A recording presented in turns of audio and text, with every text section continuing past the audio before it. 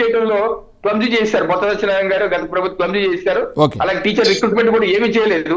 Okay okay, ఏదో 2008లో ఏదో post చేసాం అది చేసాం అంటారు కానీ సమగ్రంగా వారు హామీ ఇచ్చిన మెగా డిఎస్సి 2019 ముందు పాదయాత్రలో హామీ ఇచ్చిన మెగా డిఎస్సి రాగానే సంవత్సరం మెగా డిఎస్సి అన్నారు.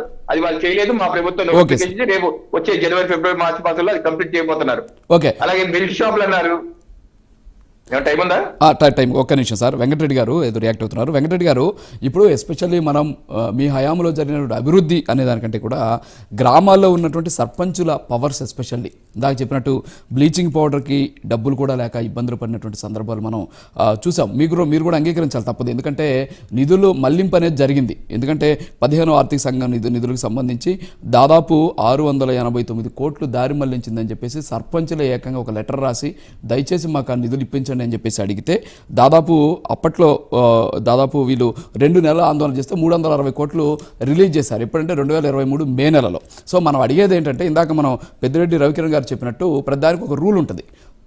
బిజినెస్ రూల్ ప్రకారం ఆయన అక్కడ మాట్లాడకూడదు, కోర్టులో ఉన్నటువంటి కేసులకు సంబంధించి. అలాగే సర్పంచులకు సంబంధించినటువంటి వ్యవహారంలో వాళ్ళ అధికారాలను ఆపేటువంటి ప్రయత్నం, వాళ్ళకి నేరుగా చెందాల్సినటువంటి పరిస్థితి, గ్రామాలకి వాళ్ళే కాబట్టి వాళ్ళ అధికారాలు లేకుండా చేసేటువంటి ప్రయత్నం జరిగింది అనేటువంటి ఆందోళన, ఆవేదన అయితే సర్పంచుల్లో ఉండింది.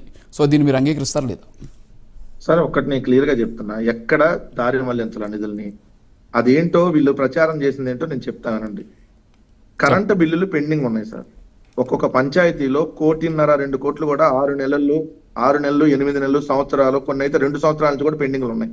అవి 2019 కంటే 14-19 మధ్య పెండింగ్ ఉన్నటువంటి కరెంటు బిల్లులకు సంబంధించి ఖచ్చితంగా మరి ప్రభుత్వానికి కట్టాలి కదా. దానికి సంబంధించినటువంటి డబ్బుల్ని ఏదైతే ఆ రోజు ప్రభుత్వం తీసుకోవడం జరిగింది. అంతమించి సర్పంచులకు రావాల్సినటువంటి ఏ గ్రామాల్లో నిధులను తీసుకోవడానికి లేదు.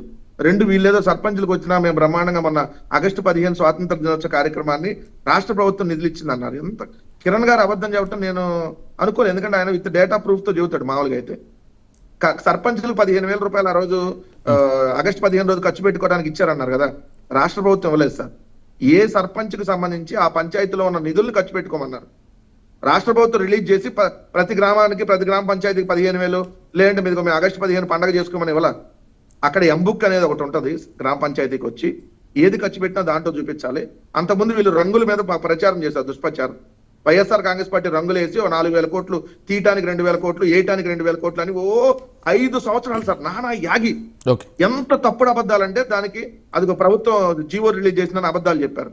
ఎక్కడ జీవోలు రిలీజ్ చేయాలి? మొన్న సాక్షాత్తుగా వీళ్ళే శాసన మండలిలో మళ్ళీ చెప్పారు ఆ రంగులకు అంత ఖర్చు కాలేదని. అంటే వీళ్ళ అబద్ధాలు ఎలా ఉంటాయి అని అంటే అదే ఎగ్జాంపుల్ చెప్తున్నా. 2 రోడ్లకు సంబంధించి అన్నారు కదా. నేను మళ్ళీ చెప్తున్నాను సార్, రేపు సంక్రాంతి కాదు, వచ్చే సంక్రాంతి అంటే 2026 సంక్రాంతికి మళ్ళీ కలుద్దాం డిబేట్ లో.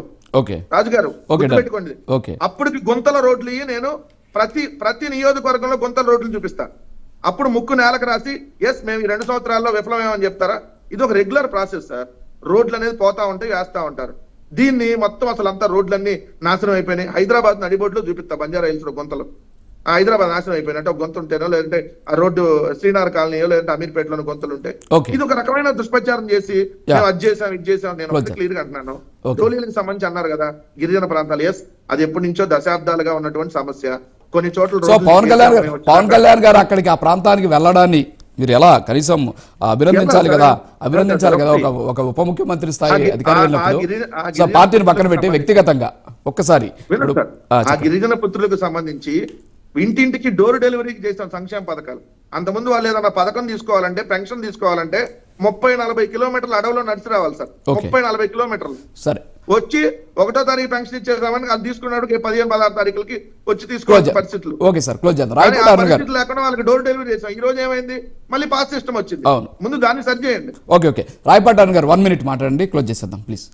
హర్షవర్ధన్ గారితో మళ్ళీ అరుణ్ గారు మాట్లాడండి. సార్, గిరిజనులకి డోర్ డెలివరీ చేశానని చెప్తున్న మాట ఉత్తే అబద్ధం సార్. ఈ రేషన్ వ్యాన్లు వచ్చిన తర్వాత ఏ రోజు వస్తే ఆ రోజు మిస్ అయిపోతే మళ్ళీ దొరకరేమో అని చెప్పేసి అదే గిరిజనులు కిలోమీటర్ల మేర నెత్తిన మూటలు పెట్టుకుని మోసుకొని ఆ బండి ఎక్కడో పెడితే అక్కడికి దిగొచ్చి మళ్ళీ తీసుకుని వెళ్ళి ఎక్కెళ్ళిన రోజులు, పనులు మానుకొని మరి వాటి కోసం తిరిగిన రోజులు మేము కళ్ళారా చూసాం గత 5 ఏళ్ల పాటు.